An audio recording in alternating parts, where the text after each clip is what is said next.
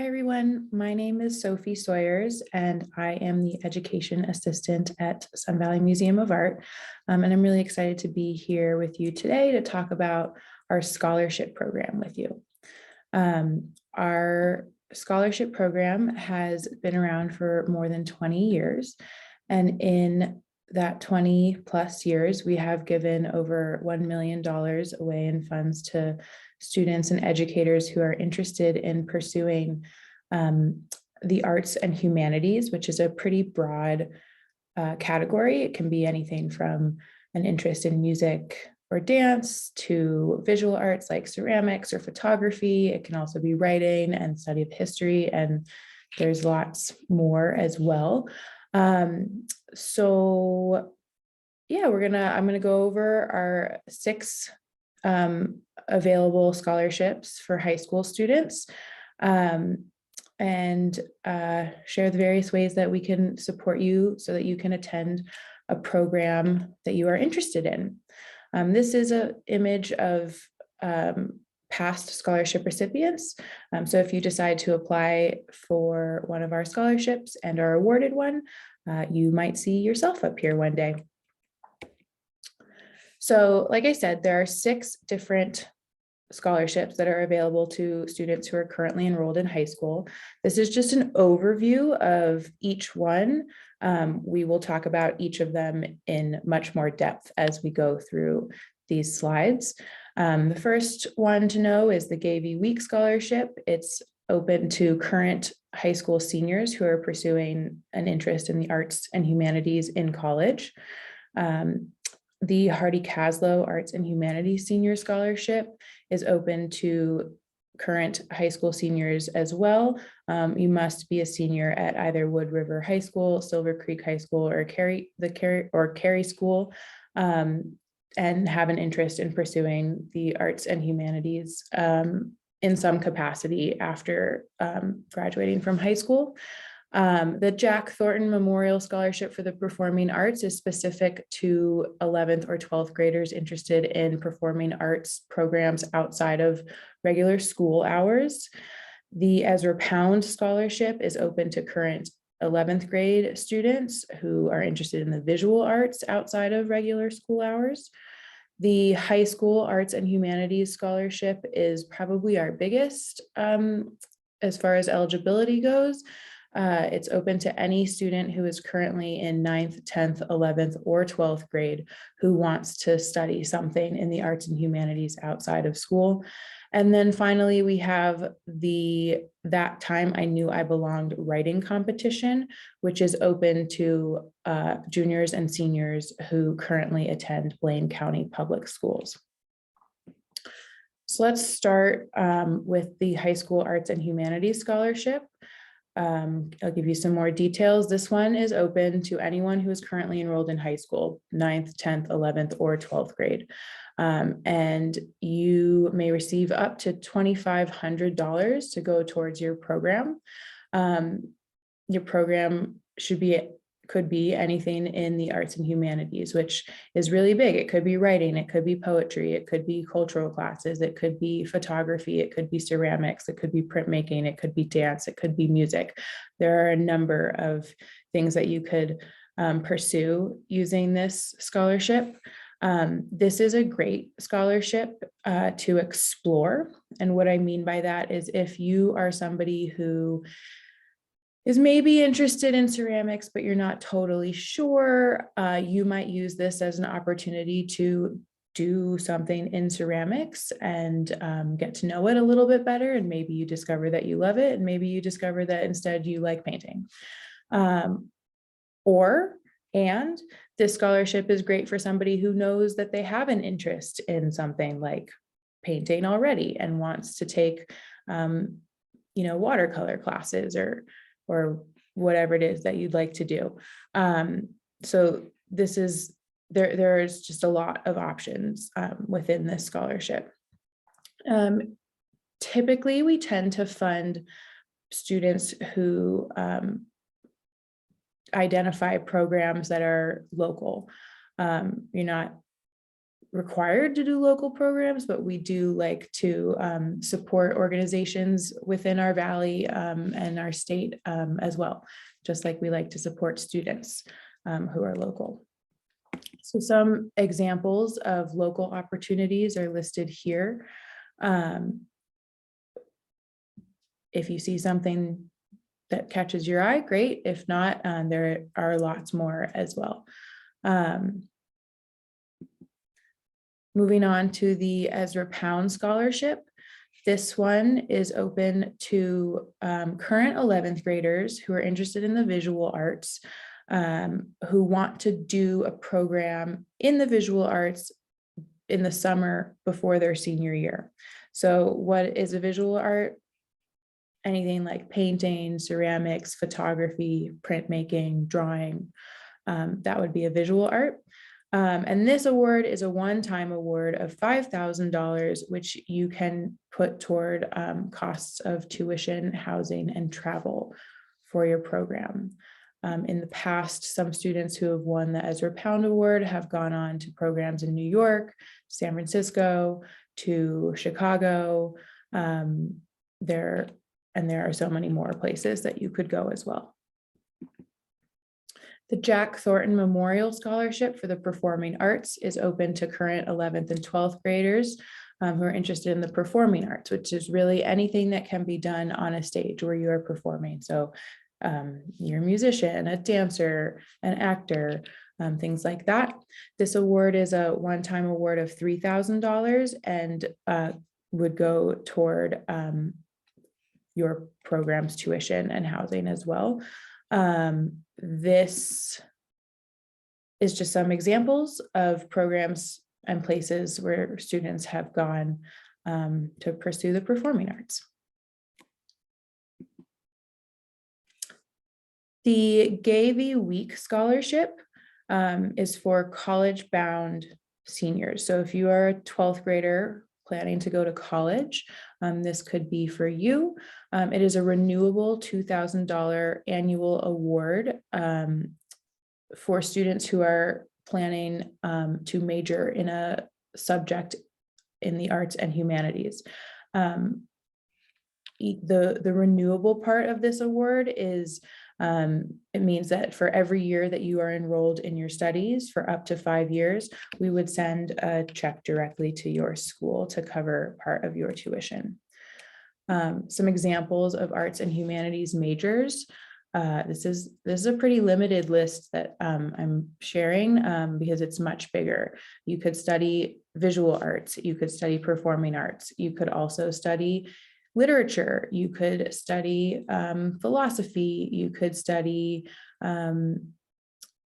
history.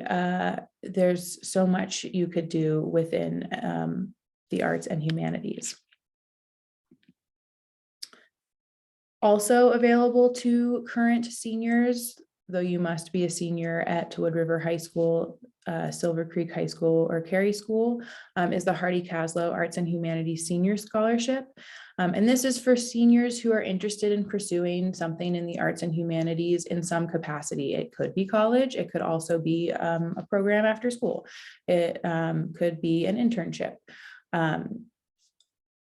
Arts and humanities is still broadly defined, so there's lots of open interests here. And if you were awarded a Hardy Kaslo scholarship, you could win a $1,000 award that would go toward your program, or you could get a $665 honorable mention award. And then the last one I'm going to talk about today is our writing competition with the Alliance of Idaho, which is called That Time I Knew I Belonged. And this is open to high school juniors and seniors who attend Blaine County Public Schools. If you write an essay responding to the prompt That Time I Knew I Belonged and you are selected, you could win a $500 gift card, a $250 gift card, or a $100 gift card to a bookstore of your choice. So now I'm going to spend some time walking you through our application process, which is a slightly different process from the general high school applications that you might be familiar with. We have specific guidelines and instructions for each of our available scholarships, and they are all listed in detail on our website, which I really encourage you to get familiar with if you are interested in applying for one of these scholarships. In general, we are going to ask for your response to 5 or 6 essay or short essay questions. We're going to ask for a transcript. It can be an unofficial transcript. We would like to see work samples, especially if you are applying for a scholarship that is specific to the visual arts or the performing arts. We want to see pictures of your artwork. So if you're a visual artist, please take pictures of your drawings, your paintings, your sculptures. If you are a dancer, we'd like to see videos of you dancing. If you're a musician or an actor, we want to see and hear you perform. And then the last piece for these applications will be 2 letters of recommendation from people you will ask to write on your behalf. It's also really important that you know our deadline. We expect all applications to be in by Wednesday, February 23rd, 2022. You will submit the application through our website online, and I'll walk through that a little bit in the next slides. If you have any questions throughout this process, my name is Sophie, and this is my contact information at the bottom of the page. You can always email or call me, and I'll bring that up again at the very end. So you've decided you're going to apply for a Sun Valley Museum of Art scholarship. The first thing you're going to do is go to our website, and you'll notice on the website that there will be a tab under each available scholarship that is the name of the scholarship and the word guidelines. And these buttons will link to a PDF, which will outline the scholarship application requirements and components. And it's really important that you know this well before you start to submit your application. We use a SurveyMonkey. So it's one of those forms where you cannot start and come back to it. Once you are ready to submit, you really want to be ready to submit. So on these guidelines, you'll find each of the questions that you'll be asked to answer for that particular scholarship. You'll answer them on a Word doc or something, and have it ready to be uploaded when you are ready to submit your full application. When you are ready to submit your application, you'll go back to our website and you will click on the buttons that say the name of your scholarship and application.